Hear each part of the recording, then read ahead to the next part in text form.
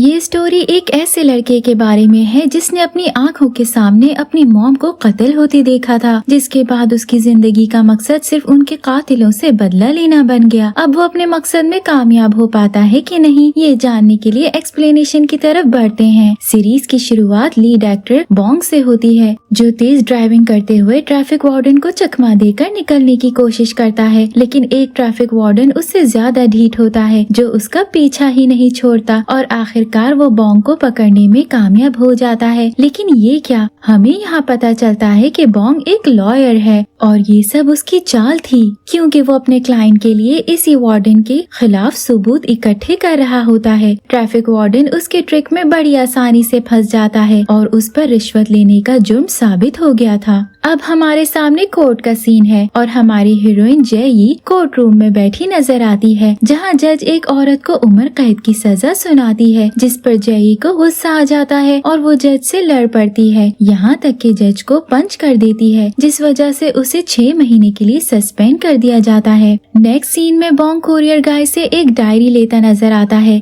अब इस डायरी में क्या है, ये इस ड्रामे की सबसे बड़ी मिस्ट्री है जो हमें आगे जाकर पता चलती है। फिर हम बॉन्ग को अपने अंकल से बातें करता सुनते हैं, जो उन्हें डायरी दिखाता है और सियोंग सिटी जाकर लॉ फर्म खोलने का बताता है। यही हमें पता चलता है कि बॉन्ग जेई की वजह से भी सियोंग जाना चाहता है। अब यहाँ एक और ट्विस्ट है कि बॉन्ग जेई को कैसे जानता है, ये भी हमें आगे पता चलेगा। बॉन्ग और जेई दोनों ही सियोंग सिटी जाने के लिए निकल जाते हैं, जहाँ से असल कहानी शुरू होती है। सियोंग सिटी में अपने ऑफिस के लिए जगह देखते हुए बॉन्ग को फ्लैशबैक आता है, जिसमें वो अपने बचपन में उसी जगह पर अपनी मॉम के साथ है और हमें पता चलता है कि उसकी मॉम भी एक लॉयर थी। बॉन्ग उस जगह पर मौजूद लोन कंपनी को खत्म करके अपना ऑफिस सेट कर लेता है और लोन कंपनी के लोग भी उसके साथ ही ऑफिस में काम करने लगते हैं। अब हम कोर्ट रूम देखते हैं, जहाँ बॉन्ग भी बैठा है और जेई भी अपने बाबा के साथ बैठी है। ट्रायल चल रहा होता है और जज के फैसला सुनाने से जेई खुश होती है। फिर जेई जज शाह से मिलती है, वहीं बॉन्ग उस पर नजर रखने के लिए खड़ा हुआ नजर आता है। अगले सीन में हम देखते हैं कि बॉन्ग के कहने पर लोन कंपनी के लोग जेई के फादर से लोन के पैसे वापस लेने जाते हैं, जो वो नहीं दे पाते। जेई इस मामले को डील करने बॉन्ग के ऑफिस आती है, जहां वो अपनी आदत से मजबूर होकर बहस के दौरान उसे पंच मारती है और जेल पहुंच जाती है।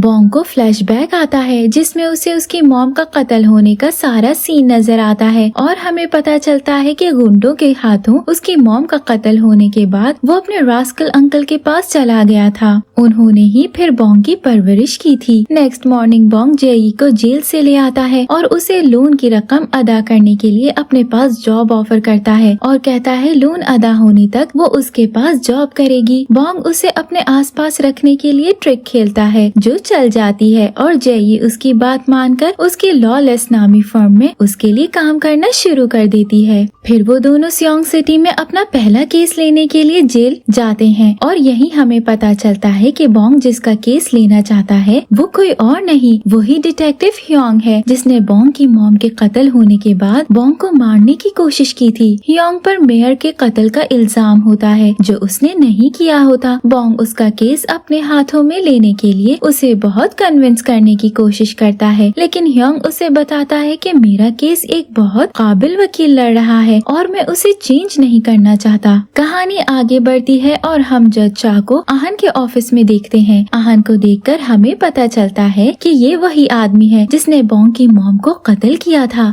जज चाह उसे सियोंग सिटी का मेयर बनाने की ऑफर करती है, जो सुन के आहन बहुत खुश होता है। साथ ही यहाँ हमें जज चाह का इविल फेस पता चलता है कि वो जितनी अच्छी बनती हैं, अंदर से उतनी ही बुरी है। सीन शिफ्ट होता है और जेई जज चाह से मिलने उसके ऑफिस जाती है। उनकी बातों से उनकी बॉन्डिंग का अच्छे से पता चल सकता है। जज चाह जेई को शॉपिंग के लिए भी ले जाती है और उसे कहती है कि मुझे मॉम कहो। आगे हम बॉन्ग को अपने अंकल के साथ बातें करता देखते हैं तो हमें पता चलता है कि वो असल में सियोंग सिटी में सिर्फ अपनी मॉम के कत्ल का बदला लेने आया है। जेई को फोन पर बॉन्ग का मैसेज मिलता है कि हियोंग का केस उसे मिल गया है और जेई उसे कोर्ट में मिले। उसी वक्त वहाँ कुछ गुंडे आकर उसे उठाकर ले जाते हैं और बॉन्ग को कॉल करके कहते हैं तुम्हारी लड़की हमारे कैद में है, उसे बचाना चाहते हो तो आ जाओ। बॉन्ग कहता है कि वो मेरी लड़की नहीं है और तुम जो करना चाहते हो करो। कुछ देर बाद अपना माइंड चेंज करके बॉन्ग कोर्ट ट्रायल के लिए जाने के बजाय जेई को बचाने जाता है और अपने लोगों से कहता है कि ट्रायल को डिले करें।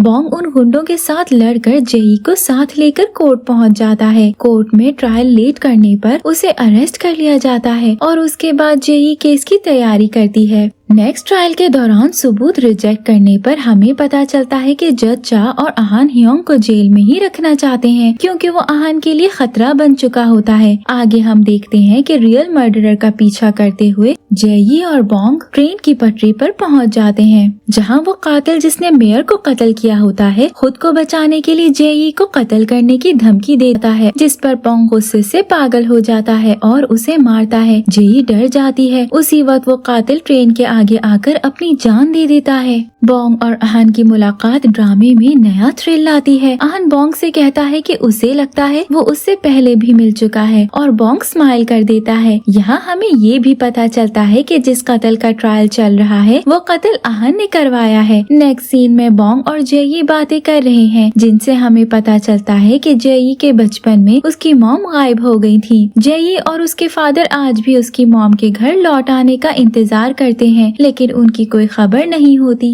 नेक्स्ट सीन में बॉन्ग जज चा से मिलता है और कहता है उसके होते हुए वो जीत नहीं सकती, जिस पर जज चा कहती है वो पहला नहीं है जो ये सब बातें कर रहा है और बॉन्ग कहता है कि मैं पहला होऊंगा जो तुम्हें तुम्हारा एंड दिखाऊंगा। जेई जिसने उन दोनों की बातें सुन ली होती है वो जज चा से अकेले में मिलती है, जहाँ जज चा उसे बॉन्ग पर यकीन न करने और लॉलेस लॉ फर्म छोड़ने का मशवरा देती है। जेई को बॉन्ग की मॉम की डेथ के बारे में पता चलता है और वो ये देखकर शॉक में आ जाती है कि उसकी मॉम की मिसिंग और बॉन्ग की मदर की डेथ की डेट सेम है। वो बॉन्ग के अंकल से मिलती है और उनसे बॉन्ग और उसकी मॉम के बारे में सवाल करती है। नेक्स्ट सीन में हम जेई को बॉन्ग से सवाल करते देखते हैं। बॉन्ग उसे बताता है कि अहान ने मेरी मॉम को जज चा के ऑर्डर पर कत्ल किया और तुम्हारी मॉम को गायब करने में भी उनका ही हाथ है। ये सब सुनकर जेई बहुत रोती है। फिर हम जेई और बॉन्ग को हग करते देखते हैं और यही दोनों फर्स्ट किस करते हैं और दोनों का रोमांटिक रिलेशनशिप स्टार्ट हो जाता है। वो एक साथ घूमते हैं और मस्तियाँ करते हैं। नेक्स्ट ट्रायल में हम देखते हैं कि बॉन्ग केस जीत जाता है और अहान मेयर बन जाता है। हियोंग जेल से बाहर आने के बाद बॉन्ग और जेई को अहान और उसके साथ मिले हुए लोगों के जुर्म के सबूत गिफ्ट करता है। वो सारे सबूत बॉन्ग चीफ प्रोसिक्यूटर को दे देता है, जो उन पर काम शुरू कर देता है। उधर जज चा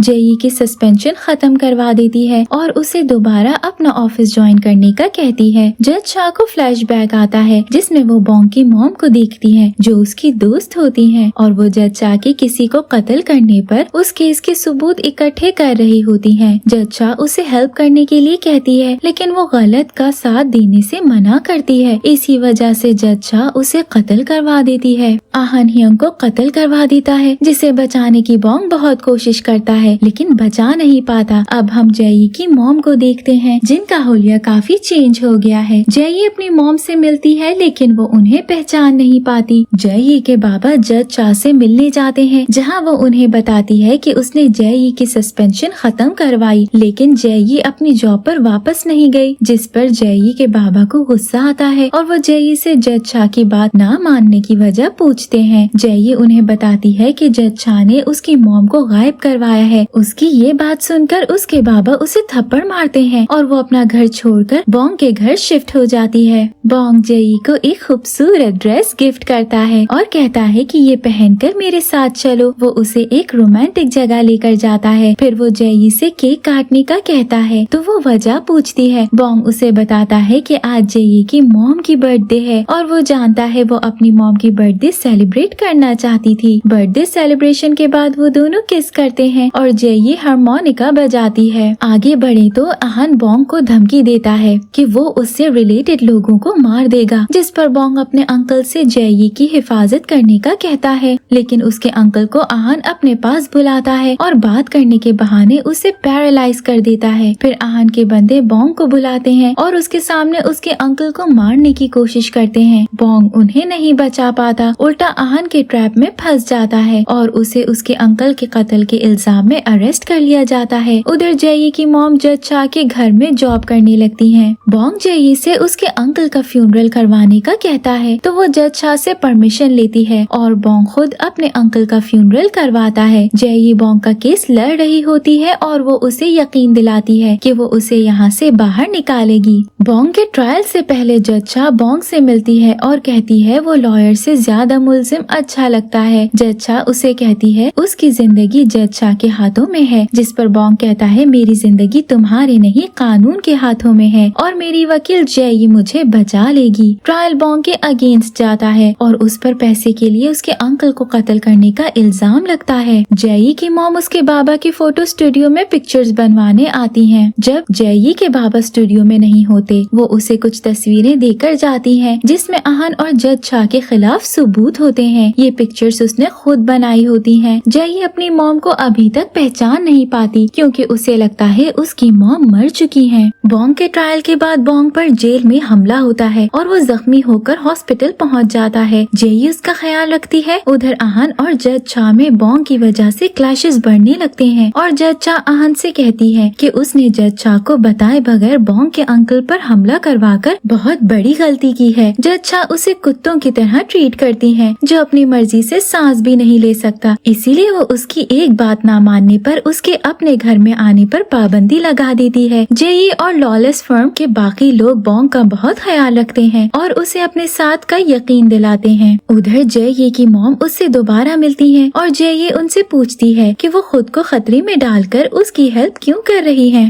वो उसे बताती है कि वो अपनी जिंदगी नॉर्मल तरीके से जीना चाहती है, इसीलिए वो जज चा के खिलाफ स्ट्रगल कर रही है। उधर बोंग जो हॉस्पिटल में है उससे आहान मिलने आता है, लेकिन उसी वक्त कुछ गुंडे बोंग पर हमला करने आते हैं। आहान बोंग की हेल्प करता है और उन गुंडों को बोंग के साथ मिलकर मारता है। वो बोंग से कहता है कि वो उसकी हेल्प इसीलिए कर रहा है क्योंकि वो उसके लिए सबसे मजेदार डिश की तरह है जिसे वो एंड पे अपने हाथों से मारना चाहता है, इसलिए वो किसी को उसे मारने नहीं देगा। बोंग हॉस्पिटल से जख्मी हालत में घर चला जाता है जहाँ उसे देखकर जेई परेशान हो जाती है। तब तक प्रोसिक्यूटर आकर उसे वापस हॉस्पिटल ले जाते हैं। बोंग के अंकल के केस का ट्रायल होता है और ये देखकर सब शॉक्ड रह जाते हैं कि बोंग के लिए गवाही देने कोई और नहीं खुद आहान आया है। आहान जज चा को समझ चुका होता है जो उसके सारे पैसे भी ले लेती है और उसके हाथ पांव बांधकर अपने सब काम निकलवा कर उसे रास्ते से हटाना चाहती है। इसलिए वो कोर्ट में आकर बोंग के लिए गवाही देता है और कहता है कि मुजरिम बोंग नहीं बल्कि उसका बॉडीगार्ड है। इस तरह बोंग जेल से आजाद हो जाता है और वो अपनी पूरी टीम के साथ खूब एंजॉय करता है और मजे करता है। आगे हम देखते हैं कि जेई की मॉम उससे मिलने ऑफिस आती है तो बोंग भी वहाँ आ जाता है और वो उसके बारे में पूछने लगता है जिसका जवाब वो नहीं देती और चली जाती है। बोंग आहान से मिलने जाता है और कहता है जो कुछ जज चा के साथ हो रहा है उस पे ज्यादा खुश ना हो क्योंकि अगली बारी तुम्हारी है। यहाँ हमें पता चलता है कि पब्लिक जज चा के खिलाफ हो चुकी है। अगले सीन में जज चा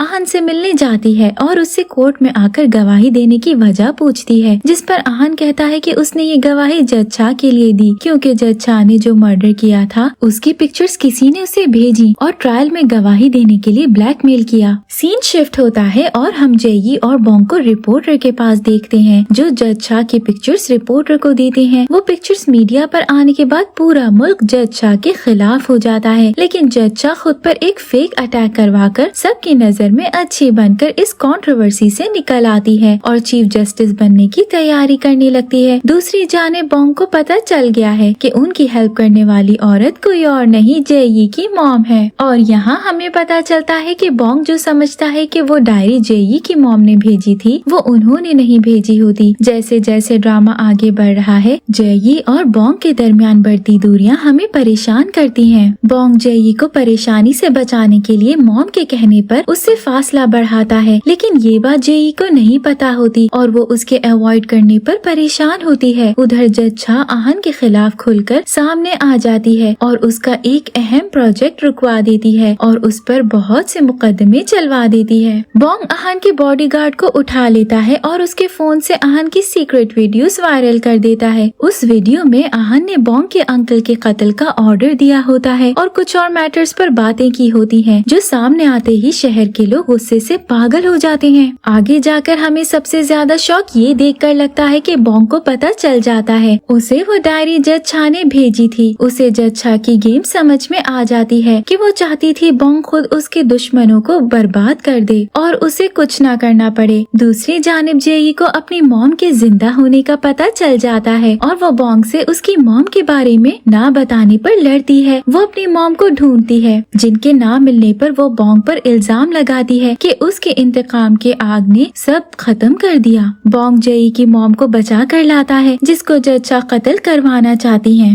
फिर जेई अपनी मॉम को अपने बाबा से मिलाने ले जाती है, जहां आहन भी पहुंच जाता है और वो बॉन्ग को कॉल करके जेई के लिए धमकी देता है कि अगर उसे जेई अजीज है तो वो आहन को इस सारे मसले से निकाले। बॉन्ग उसकी बात पर गौर नहीं करता तो आहन झूठ बोलकर जेई को अपने पास बुलाता है और कैद कर लेता है। बॉन्ग जेई को बचाने आता है तो आहन उसे मारने लगता है, लेकिन जेई उसे ऐसा नहीं करने देती और वो डायरी जो जज छा ने बॉन्ग को भेजी थी वो आहन को दिखाती है। आहन ये सब देखकर बॉन्ग से जज छा के खिलाफ काम करने को कहता है और वो दोनों जज छा के खिलाफ एक टीम बन जाते हैं। बॉन्ग आहन के खिलाफ सारे मुकदमे खत्म करवा देता है, लेकिन आहन जज छा की बातों में आकर अपना माइंड चेंज कर लेता है। जज छा आहन के कत्ल का ऑर्डर देती है, लेकिन बॉन्ग उसे आकर बचा लेता है। नेक्स्ट सीन में हम आहन को कोर्ट रूम में देखते हैं, जहां वो जज छा के खिलाफ गवाही देता है कि कितने सालों तक उसने जज छा के कहने पर लोगों को कत्ल किया। जज छा के खिलाफ सारे जुर्म साबित हो जाते हैं और उसे अरेस्ट कर लिया जाता है। आहन अरेस्ट होते ही खुदकुशी कर लेता है और मर जाता है। बॉन्ग और जेई को प्रोसिक्यूटर वापस सियोल में आकर स्पेशल ब्रांच ज्वाइन करने की ऑफर करता है और वो सियोल आ जाते हैं, जहां वो लॉ से मुजरिमों को पकड़ने का वादा करते हैं और यूं इस हैप्पी कपल पर ड्रामा खत्म हो जाता है। उम्मीद है आपको एक्सप्लेनेशन पसंद आई होगी। Thank you for watching.